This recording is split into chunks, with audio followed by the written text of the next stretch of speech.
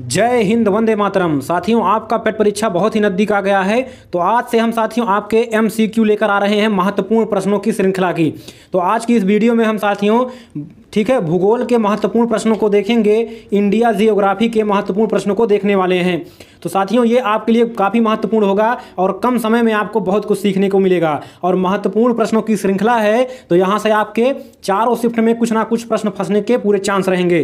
तो साथियों पूरा वीडियो देखिएगा, एक एक प्रश्न देखिएगा और यहाँ पर हम साथियों केवल प्रश्न और उत्तर देखेंगे, ठीक है, फालतू की कोई चीज़ें नहीं देखेंगे। तो चलिए शुरुआत करते हैं पहले प्रश्न से। भारत के किस राज्य में विश्व का सबसे बड़ा थोरियम का भंडार है? ठीक है, भारत के किस राज्य में विश्व का सबसे बड़ा थोरियम का भंडार है? तो आपका सही उत्तर हो जाएगा ऑप्शन ए केरल। ठीक है, केरल जो है यहाँ पर थोरियम का सबसे बड़ा भंडार पाया जाता है। तो आप अपने मन में अपना उत्तर टिक करते रहिएगा प्रत्येक प्रश्न का और अंदाज़ा लगाइएगा कि आपके जो जियोग्राफी की तैयारी कैसी चल रही है और कितने आपके सही उत्तर हुए, नीचे कमेंट जरूर करिएगा। अगला प्रश्न देखते हैं साथियों। अगला प्रश्न ये रहा आपकी स्क्रीन पर, पश्चिम बंगाल की सीमाएं कितने देशों के साथ लगी हुई हैं? तो आपका सही उत्तर हो जाएगा साथियों क्या? आपका सही उत्तर हो जाएगा ऑप्शन सी, 3 देशों के साथ लगी हैं। अगर साथियों हम भारत का नक्शा देखें तो इस तरह से जब हम पूर्वी क्षेत्र में जाते हैं तो यहाँ पर आपका क्या है, पश्चिम बंगाल है और इधर आपका है बांग्लादेश और ऊपर आपका है क्या है, भूटान और नेपाल। यानी कि भूटान, नेपाल और बांग्लादेश के साथ जो है पश्चिम बंगाल सीमा बनाता है। अगला प्रश्न हमारा, कौन सा राजस्थान का मरुस्थलीय जिला नहीं है? तो आपका साथियों जो राजस्थान का मरुस्थलीय जिला नहीं है, कोटा। ऑप्शन ए सही हो जाएगा। ठीक है, ये मरुस्थल जिला नहीं है राजस्थान का। ठीक है, यहाँ पर जो है शुष्क क्षेत्र नहीं पाया जाता कोटा में, जहाँ पर आपके छात्र जाते हैं तैयारी करने। तो ऑप्शन ए आपका सही हो जाएगा। अगला है आपका, किस राज्य में सबरीमाला स्थित है? तो सबरीमाला साथियों आपका केरल में स्थित है। काफ़ी महत्वपूर्ण प्रश्न आपके लिए बनता है। सबरीमाला मंदिर भी यहीं आपके केरल में है। ठीक है, चलिए अगला प्रश्न देखते हैं। अगला प्रश्न है, भारत के किस राज्य में सबसे लंबी तटरेखा है? ठीक है, भारत में किस राज्य की सबसे लंबी तटरेखा है? तो आपका सही उत्तर हो जाएगा गुजरात। जो साथियों अगर भारत का नक्शा आप देखेंगे तो इस तरह से जो यहाँ मुड़ता है, ठीक है, ये पश्चिम का, ठीक है, पश्चिम का हिस्सा। तो ये साथियों आपका गुजरात है। क्या? गुजरात। और ये साथियों इधर पूरा समुद्र है और ये सबसे लंबी तटरेखा बनाता है। ठीक है, तो गुजरात जो है सबसे लंबी समुद्री तटरेखा बनाता है। तो आपका ऑप्शन डी सही हो जाएगा। अगला प्रश्न हमारा, भारत में जैव विविधता की दृष्टि से धनी स्थान है? तो आपका सही उत्तर हो जाएगा साथियों पश्चिमी घाट। ठीक है, जैव विविधता की दृष्टि से सबसे धनी स्थान कौन है? पश्चिमी घाट। यानी कि पश्चिमी घाट में सबसे अधिक जैव विविधता पाई जाती है। अगला प्रश्न हमारा, भारत का कौन सा राज्य 3 ओर से बांग्लादेश से घिरा हुआ है? ठीक है, तो बांग्लादेश आपका इधर साथियों अभी मैंने बताया कि इधर साथियों आपका क्या है, ये आपका पश्चिम बंगाल है और यहाँ पर आपका बांग्लादेश है, बांग्लादेश। और इधर साथियों इस तरह से कुछ निकला हुआ है आपका त्रिपुरा, त्रिपुरा राज्य भारत का और इधर पूरा क्या है, बांग्लादेश है। तो देखिए तीनों ओर से कहाँ किससे घिरा है? आपका बांग्लादेश से कौन घिरा है? त्रिपुरा। तो आपका ऑप्शन ए सही हो जाएगा। अगला प्रश्न है, भारत में चंदन की लकड़ी के लिए प्रसिद्ध राज्य है? तो चंदन की लकड़ी के लिए प्रसिद्ध कौन सा राज्य है? कर्नाटक। कर्नाटक आप याद कर लीजिए, कर्नाटक में चंदन की लकड़ी सर्वाधिक मात्रा में पाई जाती है। सिंह, जिराफ, बाइसन जैसे जानवर डाट डाट वन में मुख्यतः पाए जाते हैं। ठीक है, सिंह, जिराफ, बाइसन जैसे जानवर कौन से वन में पाए जाते हैं? घास स्थल वाले वन में पाए जाते हैं। कौन से वन में? घास स्थल वाले वन में सिंह, जिराफ, बाइसन जैसे जानवर पाए जाते हैं। अगला प्रश्न हमारा, राष्ट्रीय वन अनुसंधान संस्थान कहाँ पे है? तो राष्ट्रीय वन अनुसंधान संस्थान देहरादून में है। तो आपका ऑप्शन डी बिल्कुल सही हो जाएगा। देहरादून में क्या है? राष्ट्रीय वन अनुसंधान संस्थान। अगला प्रश्न देखिए, भूमध्य रेखा के निकट किस तरह के वन पाए जाते हैं? तो भूमध्य रेखा के निकट याद करते रहिए, ठीक है, उष्णकटिबंधीय वन पाए जाते हैं। जो आपका पृथ्वी के बीचों बीच एक रेखा गई है, भूमध्य रेखा, ठीक है, यहाँ तो इसके आसपास साथियों उष्णकटिबंधीय वन पाए जाते हैं। ठीक है, याद करते रहिए। चलिए आगे देखते हैं। अगला प्रश्न है, पारिस्थितिक संतुलन बनाए रखने के लिए भारत में वन क्षेत्र कितने अनुपात में होना चाहिए? ठीक है, अगर जो साथियों पारिस्थितिकी संतुलन बनाए रखना है तो भारत का जितना क्षेत्रफल है, ठीक है, तो उसका कितना प्रतिशत जो वन होना चाहिए? तो आपका सही उत्तर हो जाएगा 33.3 %। ठीक है, 33.3% क्षेत्र जो है वो वन होना चाहिए अगर आपके जो है भारत में पारिस्थितिक संतुलन सही रखना है।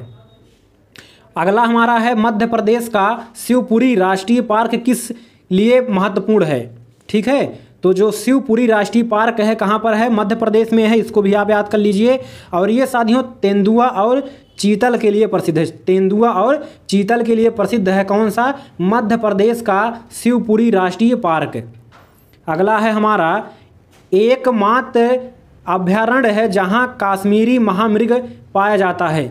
तो कश्मीरी महामृग पाया जाता है ऐसा एकमात्र अभयारण्य कौन सा है, तो आपका सही उत्तर हो जाएगा साथियों आपका दाची ग्राम। दाची ग्राम अभयारण्य एक ऐसा साथियों अभयारण्य है जहां पर कश्मीरी महामृग पाए जाते हैं। तो साथियों पूरा वीडियो देख कर जाइएगा, एक एक प्रश्न काफ़ी महत्वपूर्ण है आपके पेट परीक्षा के साथ साथ सभी वनडे एग्जाम के लिए। अगला प्रश्न है कुगटी वन्य पशु विहार किस राज्य में है, क्या नाम है, कुगटी वन्य पशु विहार किस राज्य में है, तो आपका हो जाएगा उत्तर है हिमाचल प्रदेश में है, ऑप्शन सी। हिमाचल प्रदेश में कुगटी वन्य पशु विहार पाया जाता है। ठीक है, अगला प्रश्न देखिए साइलेंट वैली में दुर्लभ और नष्ट प्राय पशु कौन सा है, तो आपका सही उत्तर हो जाएगा शेर की पूंछ जैसा मैका क्यू। ये जो है साथियों लुप्त प्राय हो गया है। ठीक है, और कहाँ पर, साइलेंट वैली में ये साथियों ठीक है दुर्लभ और नष्ट प्राय पशु है, यानी कि बहुत कम मात्रा में एकदम नष्ट होने के कगार पर आ गया है। और ये साइलेंट वैली कहाँ पर स्थित है, नीचे कमेंट जरूर करिएगा। अगला हमारा प्रश्न है नागरहोल नेशनल पार्क किस राज्य में स्थित है, तो नागरहोल नेशनल पार्क आपका कहाँ पर है, कर्नाटक में है, तो ऑप्शन बी सही हो जाएगा, नागरहोल नेशनल पार्क कर्नाटक में है। भरतपुर पक्षी अभयारण्य किस राज्य में है, भरतपुर पक्षी अभयारण्य साथियों आपका राजस्थान में है, आपका ऑप्शन डी सही हो जाएगा। अगला है सुंदरवन के जंगल को क्या कहा जाता है, सुंदरवन के जंगल को क्या कहा जाता है, तो आपका सही उत्तर हो जाएगा साथियों मैनग्रोव। मैनग्रोव साथियों सुंदरवन के जंगल को मैनग्रोव साथियों कहा जाता है, तो ऑप्शन बी आपका सही हो जाएगा। अगला है भारतीय वन्य जीव संस्थान स्थित है, भारतीय वन्य जीव संस्थान कहाँ पर है, देहरादून में है, तो ऑप्शन आपका सही हो जाएगा सी। अगला प्रश्न देखिए स्वच्छ जल समुदाय में लैंटिक आवास का उदाहरण है, लैंटिक आवास का उदाहरण है स्वच्छ जल समुदाय में, तो इसका सही उत्तर हो जाएगा तालाब और दलदल। जो तालाब और दलदल है ये साथियों लैंटिक आवास का उदाहरण है। ठीक है, अगला प्रश्न है गंगा डेल्टा के मैंग्रोव वनों को क्या कहा जाता है, तो अभी ऊपर हमने चर्चा किया था कि सुंदरवन को मैंग्रोव वन भी कहा जाता है, और ये साथियों गंगा के क्षेत्रों में, गंगा नदी के क्षेत्र में पाया जाता है। अगला हमारा प्रश्न है भारत में सबसे अधिक कौन सी मिट्टी पाई जाती है, तो आपका सही उत्तर हो जाएगा जलोढ़ मिट्टी। जलोढ़ मिट्टी जो है भारत में सबसे अधिक पाई जाती है, जलोढ़ मिट्टी। ठीक है, कपास उगाने के लिए कौन सी मिट्टी उपयुक्त होती है, तो काली मिट्टी, याद कर लीजिए काफ़ी महत्वपूर्ण प्रश्न आपकी परीक्षा के लिए। कपास उगाने के लिए सबसे महत्वपूर्ण मिट्टी, सबसे उपयुक्त मिट्टी काली मिट्टी होती है। अगला प्रश्न हमारा है ऊंचे क्षेत्रों में लैटेराइट मृदा की रचना होती है। ठीक है, अम्लीय। ठीक है, जो ऊंचे क्षेत्र होते हैं वहाँ पर जो लैटेराइट मृदा होती है वो कैसी होती है साथियों, अम्लीय होती है। लैटेराइट मृदा महत्वपूर्ण रूप से पाई जाती है तो मालाबार तटीय क्षेत्र में। जो लैटेराइट मृदा होती है वो मुख्य रूप से कहाँ पाई जाती है साथियों, मालाबार तटीय क्षेत्र में। ठीक है, तो ऑप्शन आपका ये सही हो जाएगा। अगला प्रश्न हमारा है साथियों खरीफ की फसल काटी जाती है। देखिए साथियों खरीफ की फसल में सबसे मुख्यतः फसल कौन है, धान। धान आपका, और ये साथियों कब बोया जाता है, जून जुलाई में, यानी कि जैसे ही बरसात स्टार्ट होगा, क्योंकि इसके लिए पानी अधिक चाहिए और पानी और गर्मी दोनों अधिक चाहिए। तो जैसे ही बरसात स्टार्ट होगा तो आपका धान बैठाया जाएगा, और साथियों जैसे ही ठंडी आना चालू हो जाएगा यानी कि नवंबर के प्रारंभ में इसको काट लिया जाता है। तो खरीफ की फसल नवंबर के प्रारंभ में काटी जाती है, और जो है धान इसका मुख्य फसल है। ठीक है, और जब धान कट जाता है तो आपका रबी की फसल गेहूँ बोई जाती है ठंडी में। लंबे रेशों वाली फसलें कौन सी होती हैं, तो आपका ऑप्शन सही हो जाएगा कपास, सन, जूट। कपास, सन, जूट ये सभी लंबी रेशों वाली फसलें होती हैं। अगला प्रश्न है दालचीनी पेड़ के किस भाग से एकत्र की जाती है, तो दालचीनी जो है पेड़ के छाल से एकत्र की जाती है। ठीक है, याद कर लीजिए इसको आप। अगला है आपका टीक यानी कि सागौन बहुत ज़्यादा मात्रा में कहाँ पैदा होता है, मध्य भारत में। जो साथियों सागौन है जिसको टीक कहा जाता है बहुत ज़्यादा मात्रा में आपका मध्य भारत में पैदा होता है। अगला प्रश्न है, मसालों का बगीचा उपनाम से प्रसिद्ध राज्य कौन है? तो आपका केरल।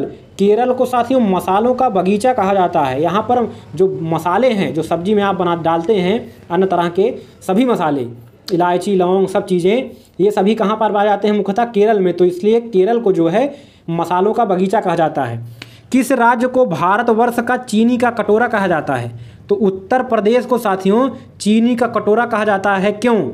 क्योंकि साथियों यहाँ पर जो गन्ना होता है सर्वाधिक मात्रा में पाया जाता है, नंबर 1 स्थान पर है, और गन्ने से ही आपका चीनी बनता है, ये आप जानते हैं। तो इसलिए जो है इसको चीनी का कटोरा कहा जाता है। अगला प्रश्न देखिए साथियों, भारत में गेहूं का सबसे बड़ा उत्पादक राज्य कौन सा है? तो भारत में साथियों गेहूं उत्पादन का सबसे बड़ा राज्य कौन सा है? उत्तर प्रदेश है। ठीक है, गेहूं उत्पादन में पहले स्थान पर है, और वर्तमान में सब्जी उत्पादन में भी उत्तर प्रदेश पहले स्थान पर पहुंच गया है। अगला प्रश्न है, त्रिवेणी नहर में किस नदी से पानी आता है? तो गंडक नदी से साथियों जो त्रिवेणी नहर है उसमें पानी आता है। अगला प्रश्न है, भारत के किस राज्य को भारत का चावल का कटोरा कहते हैं? भारत का चावल का कटोरा, राइस बाउल, किसको कहते हैं? तो आपका सही उत्तर हो जाएगा तमिलनाडु को। तमिलनाडु को साथियों चावल का कटोरा कहा जाता है भारत में। अगला प्रश्न है, गन्ने का अधिकतम उत्पादन करने वाला प्रदेश कौन सा है? उत्तर प्रदेश है। ठीक है, अभी मैंने ऊपर बताया। ठीक है, यानी कि गन्ना सबसे अधिक कहाँ पर होता है? यूपी में होता है, उत्तर प्रदेश में। और साथियों गन्ने से ही चीनी बनता है, इसलिए उत्तर प्रदेश को चीनी का कटोरा कहते हैं। अगला प्रश्न है, किस पेड़ से हम कुनैन प्राप्त करते हैं? तो सिनकोना पेड़ से। काफ़ी महत्वपूर्ण प्रश्न है, कई बार परीक्षा में आया है। ठीक है, जो कुनैन प्राप्त होता है साथियों वो सिनकोना के पेड़ से प्राप्त होता है। और ये साथियों किस बीमारी के इलाज में काम आता है? नीचे कमेंट करिएगा। भारत में ईख, ठीक है, शुगर केन जिसको कहते हैं, गन्ना, ईख, शुगर केन कितने माह में परिपक्व होता है? तो आपका सही उत्तर हो जाएगा 12 माह में, यानी कि 1 साल लग जाता है इसको परिपक्व होने में। अगला प्रश्न है, भारत का सर्वाधिक पटसन उत्पादक, ठीक है, नाल्टा जूट राज्य कौन सा है? यानी कि नाल्टा जूट उत्पादन में सर्वाधिक उत्पादन किस राज्य में होता है? तो पश्चिम बंगाल में। आपका ऑप्शन डी सही हो जाएगा। ठीक है, पटसन उत्पादन में सर्वाधिक उत्पादन पश्चिम बंगाल में होता है। भारत में जूट का सर्वाधिक क्षेत्रफल किस राज्य में है? तो पश्चिम बंगाल में है। ठीक है, भारत में जो जूट का सर्वाधिक क्षेत्रफल होता है, यानी कि सर्वाधिक क्षेत्रफल पर जो उगाया जाता है जूट, कहाँ पर? पश्चिम बंगाल में। अगला प्रश्न आपका, एरेबिका एक प्रकार का है। एरेबिका एक प्रकार का क्या है साथियों? फूल है। ठीक है, फूल नहीं, ये फूल लिखा है, तो एक प्रकार का फूल है। एरेबिका एक प्रकार का फूल है साथियों, फ्लावर। अगला प्रश्न देखिए साथियों, कुफरी चमत्कार। कुफरी चमत्कार जो है किस फसल की प्रजाति है? तो आपका सही उत्तर हो जाएगा आलू। आलू की प्रजाति क्या है? कुफरी चमत्कार। और साथियों गोल क्रांति जो है, गोल क्रांति अगर पूछ लिया जाए कि गोल क्रांति किस उत्पादन से संबंधित है, तो आपका आलू उत्पादन से संबंधित है। अगला प्रश्न, कॉफ़ी किस क्षेत्र का पौधा होता है?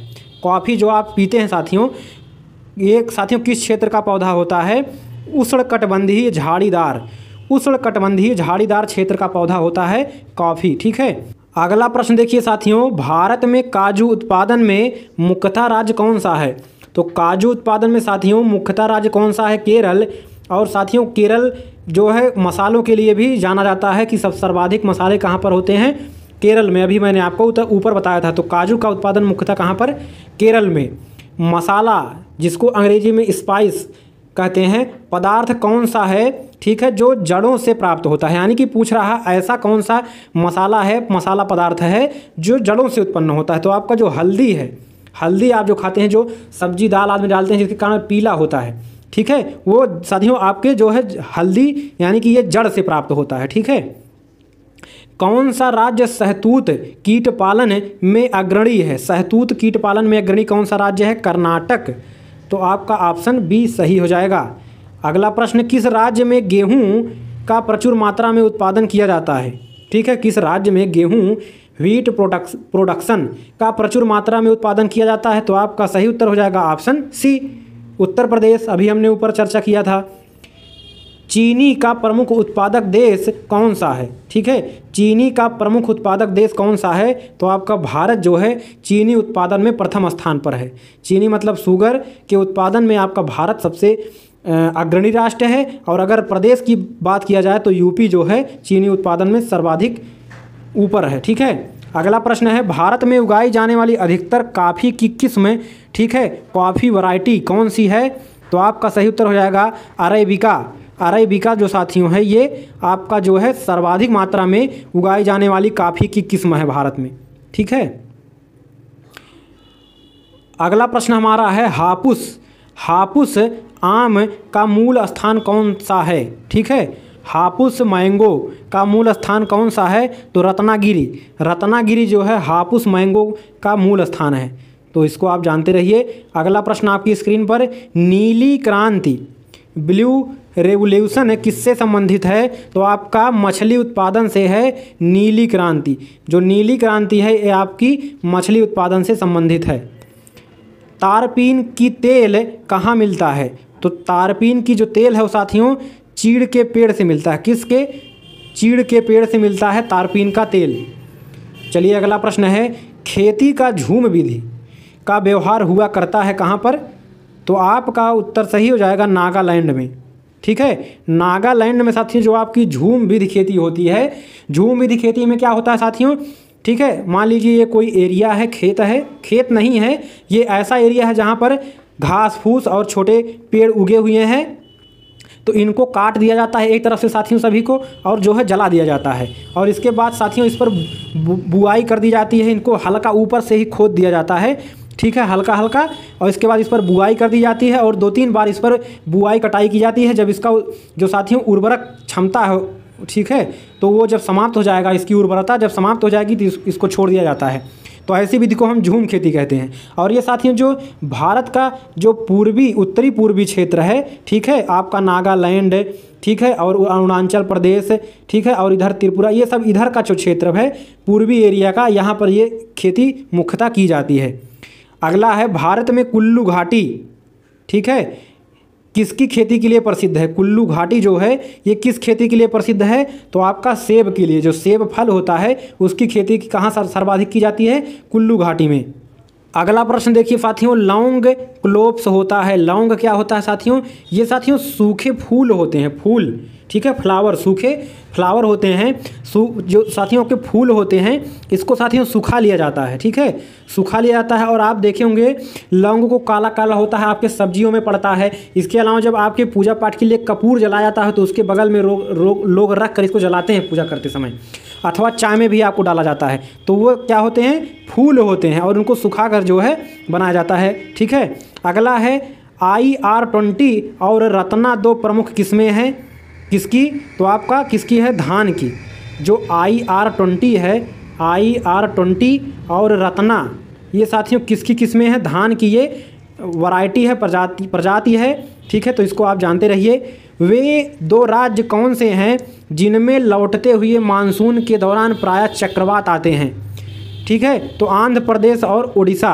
आंध्र प्रदेश और उड़ीसा ऐसे राज्य हैं जहां पर साथियों जब मानसून लौटता है तो वहां पर चक्रवात आते हैं, साइक्लोन आता है आंध्र प्रदेश और उड़ीसा में। ठीक है, कौन सा भारत का सबसे अधिक आर्द्र स्थान है? ठीक है, तो सर्वाधिक आर्द्र स्थान भारत का कौन सा है?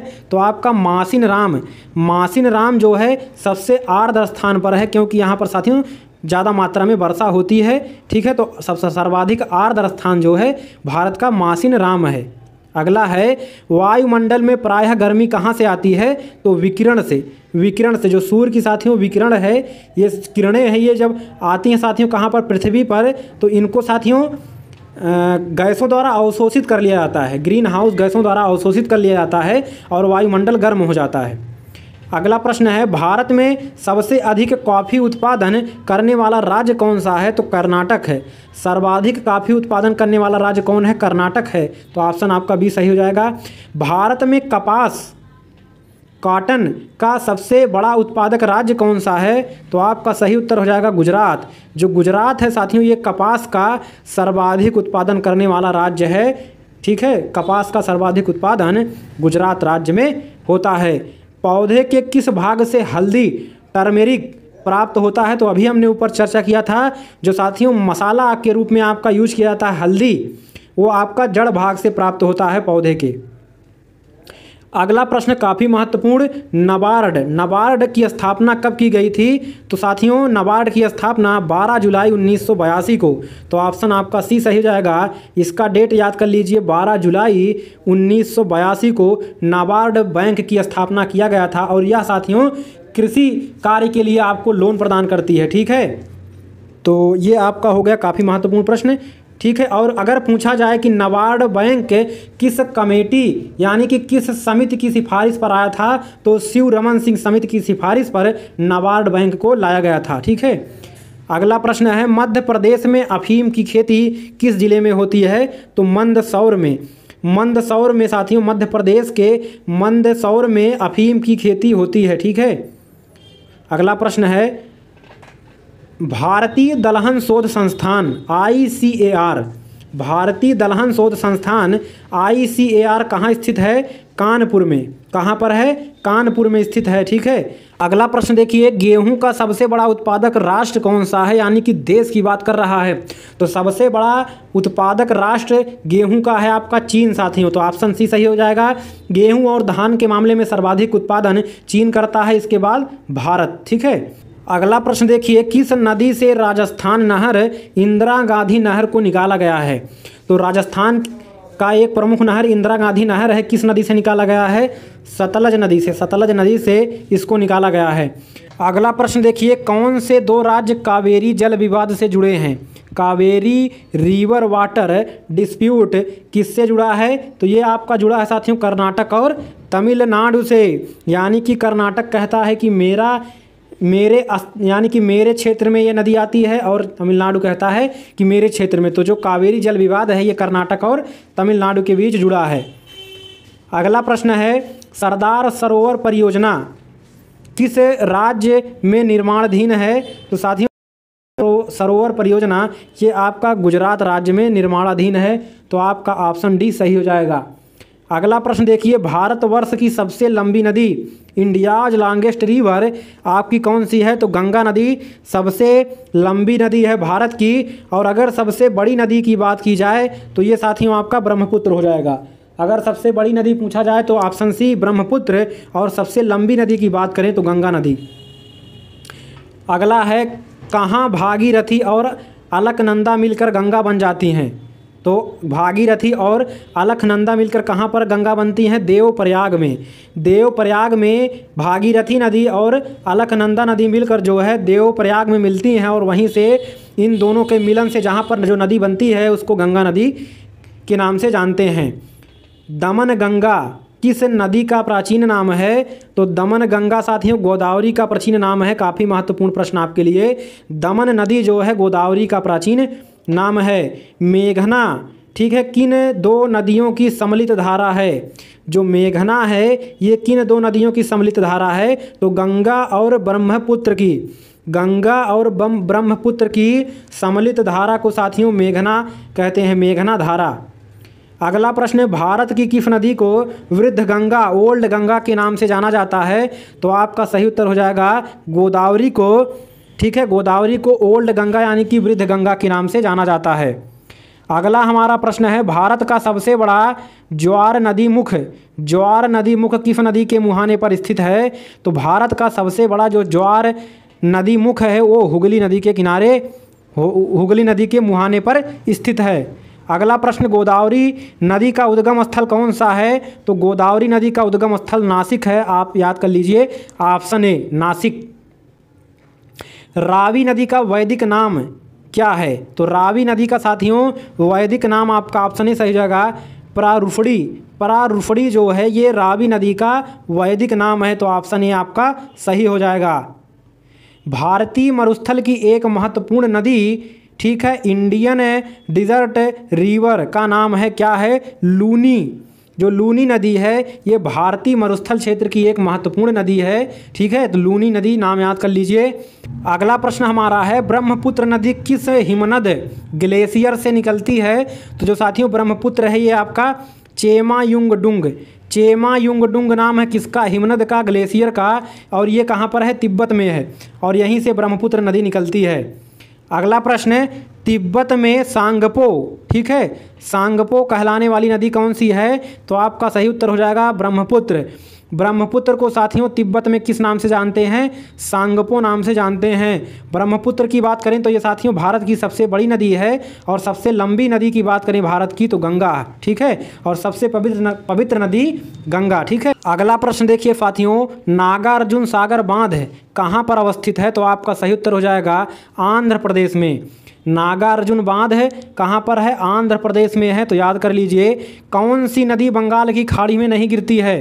तो बंगाल की खाड़ी में साथियों महानदी गिरती है बंगाल की खाड़ी में, कृष्णा नदी भी बंगाल की खाड़ी में गिरती है और गोदावरी भी। तो जो आपकी ताप्ती है ये बंगाल की खाड़ी में नहीं गिरती है।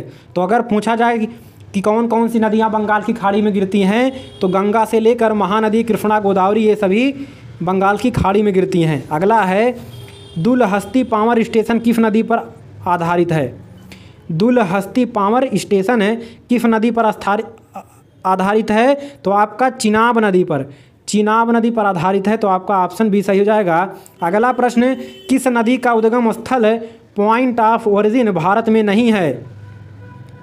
तो आपका सही उत्तर हो जाएगा सतलज नदी। सतलज नदी का जो उद्गम स्थल है ये भारत में नहीं है, बाकी ब्यास, चिनाब और रावी नदी इनका उद्गम स्थल भारत में ही है। तो सतलज कहाँ से निकलती है नीचे कमेंट करिएगा। और ये साथियों रहे आपके महत्वपूर्ण प्रश्न जियोग्राफी के कुछ। उम्मीद है आपको वीडियो अच्छा लगा होगा। तो अगली वीडियो में मुलाकात होगा, तब तक के लिए नमस्कार, जय हिंद, वंदे मातरम।